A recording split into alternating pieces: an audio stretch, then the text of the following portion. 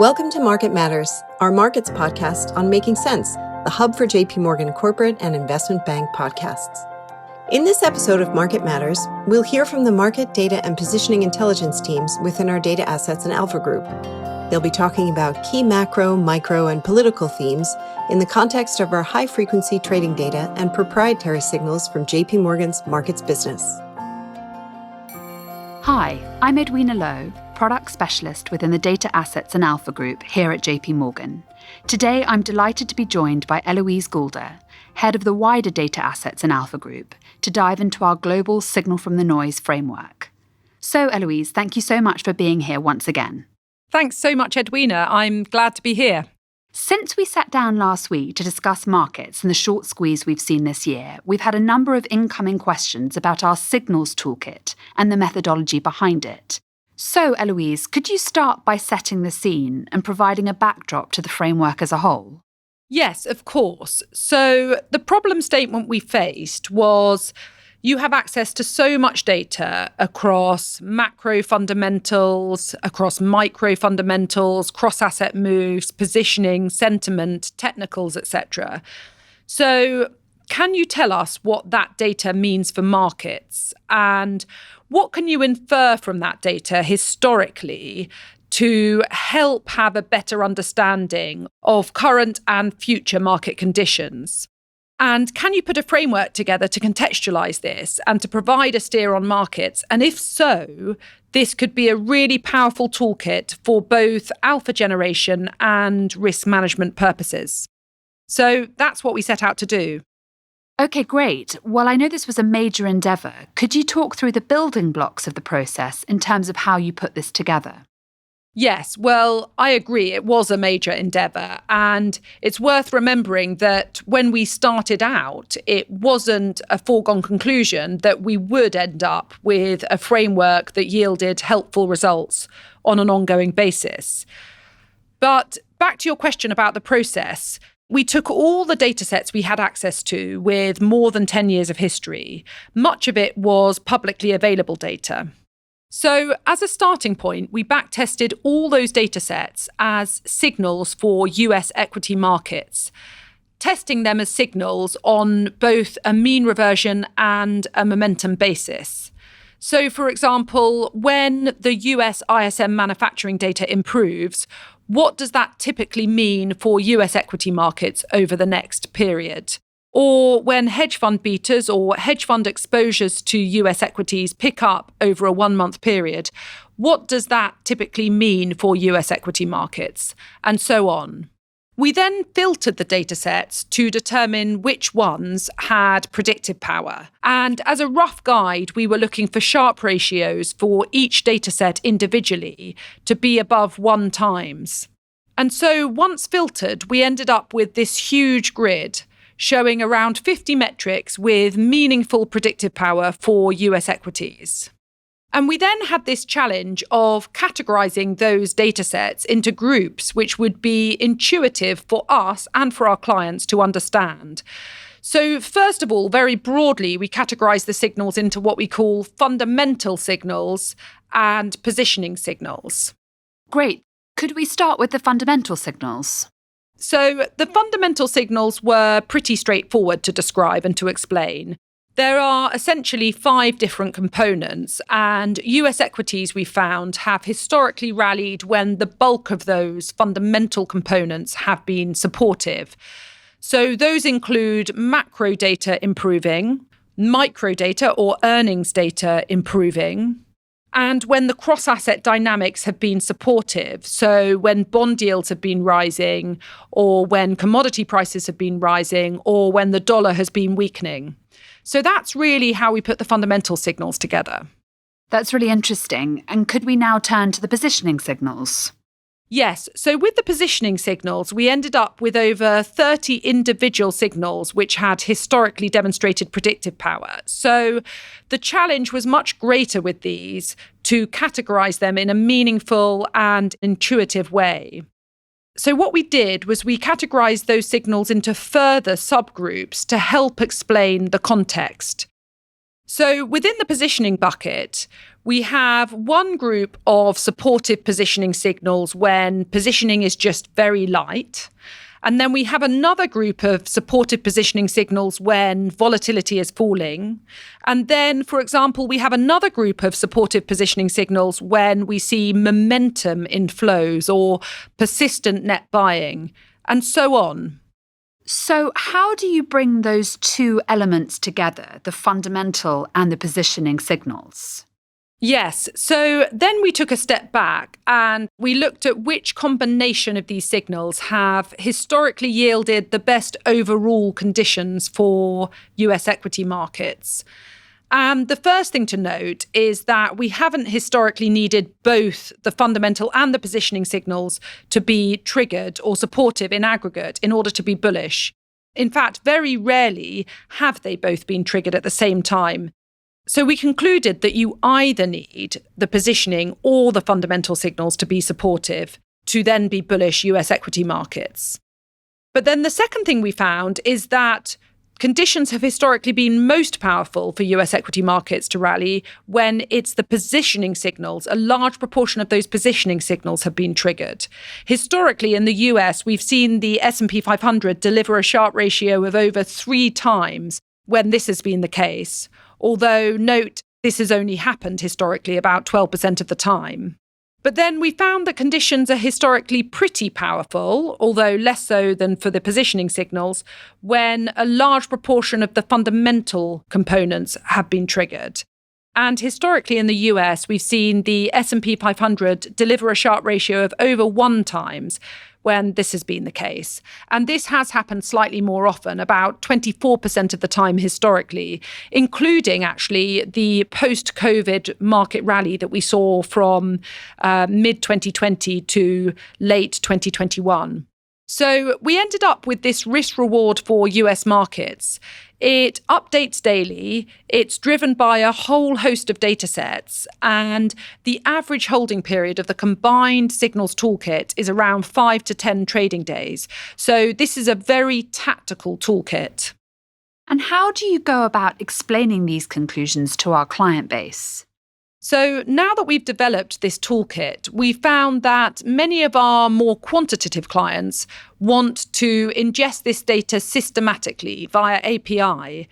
And on that basis, we've created a data set which shows the signal for each of the fundamental and the positioning subgroups, in addition to the aggregate message for US markets. And I'd say this is one of the main ways that our clients ingest the output. But then for the more fundamentally driven clients, or perhaps those clients who haven't yet set up to systematically ingest this particular data set, we've also created automated emails with, I think, pretty impactful charts showing how these signals evolve each day. So they show the current signal for the market and what the signal has been historically layered against the performance of the market, and also all the subcomponents of the signal, so you can really understand what the message is and why.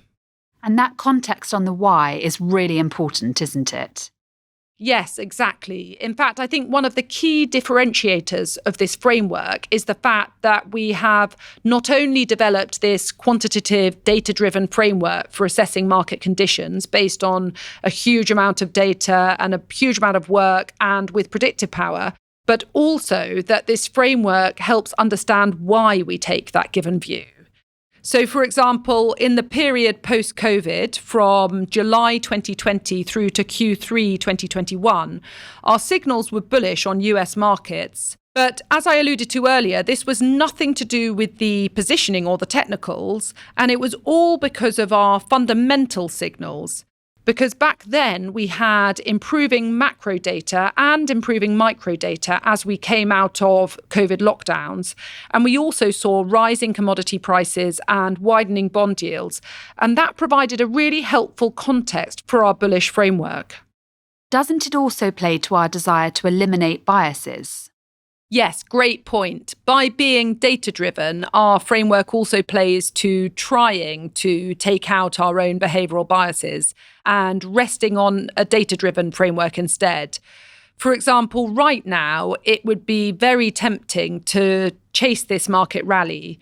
And perhaps that is the right thing to do because our framework isn't always right. But it's so helpful to know that based on our framework and historical backtest work, we don't yet have the fundamental or the positioning backdrop to support chasing the rally at this current stage.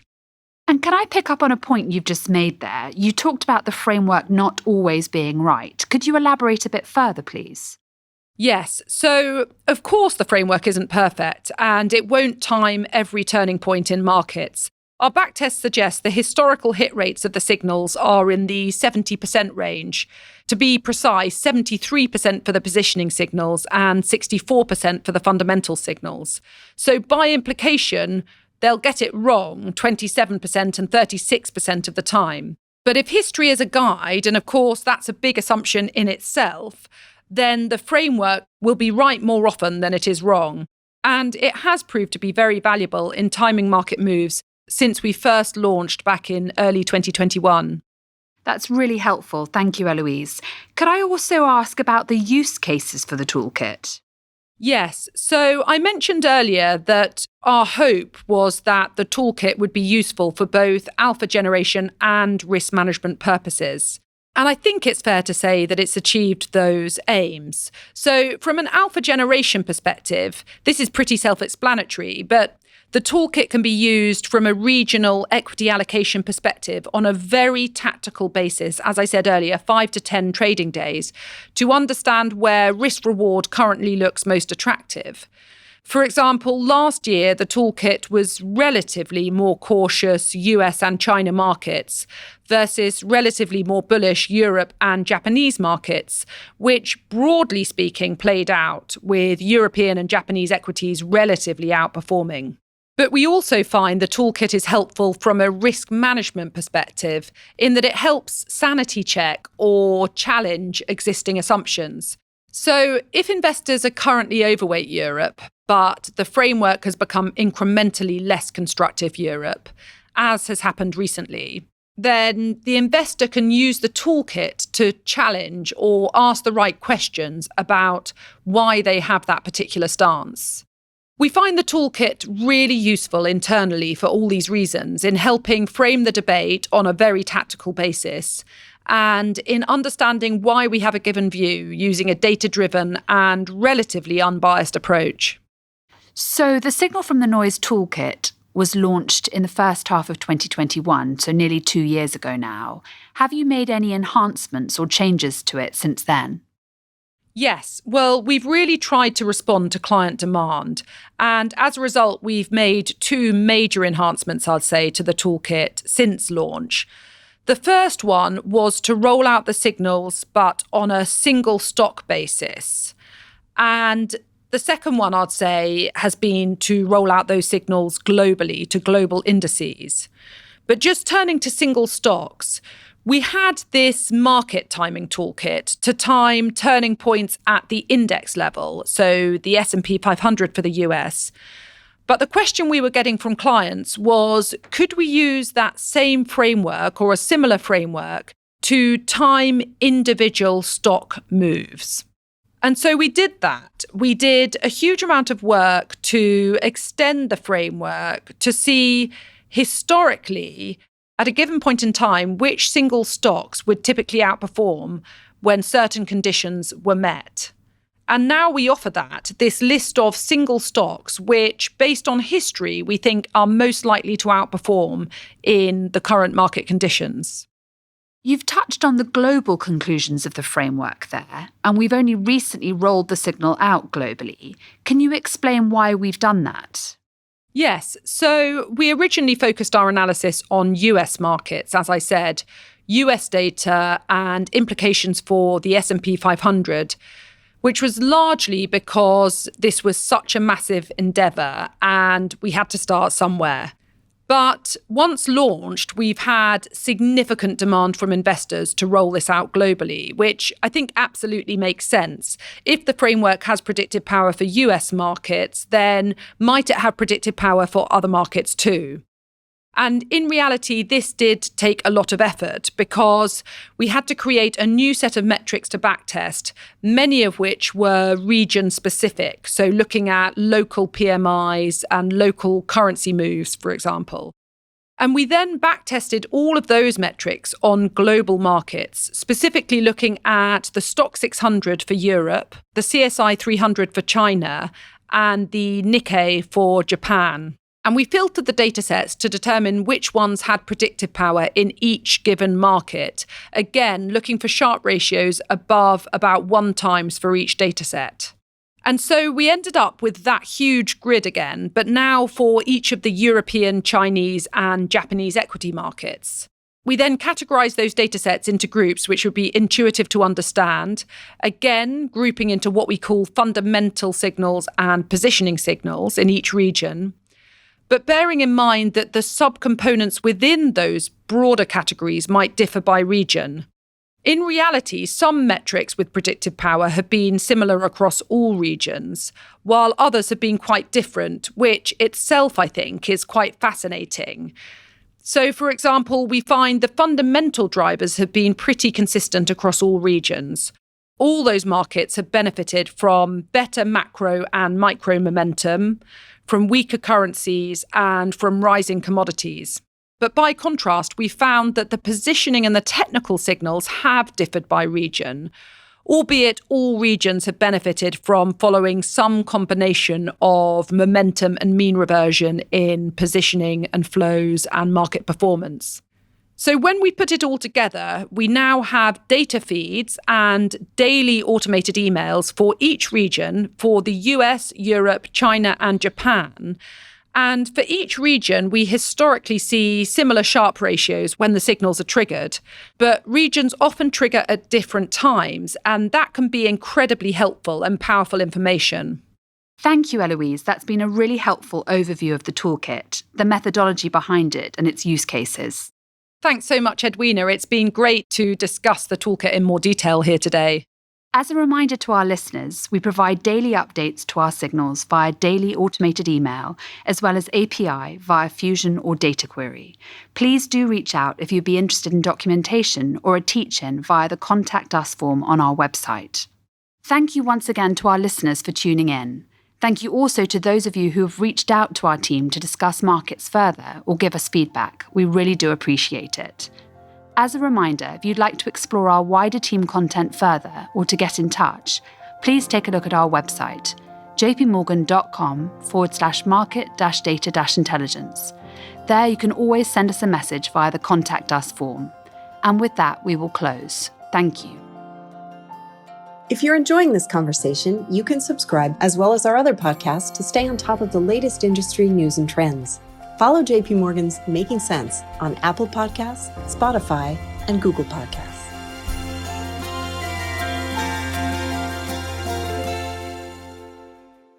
The views expressed in this podcast may not necessarily reflect the views of JP Morgan Chase & Co. and its affiliates, together JP Morgan. They are not the product of JP Morgan's research department and do not constitute a recommendation, advice, or an offer or a solicitation to buy or sell any security or financial instrument. This podcast is intended for institutional and professional investors only and is not intended for retail investor use. It is provided for information purposes only.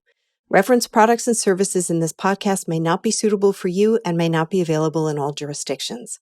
JP Morgan may make markets and trade as principal in securities and other asset classes and financial products that may have been discussed. For additional disclaimers and regulatory disclosures, please visit www.jpmorgan.com/disclosures/sales and trading disclaimer.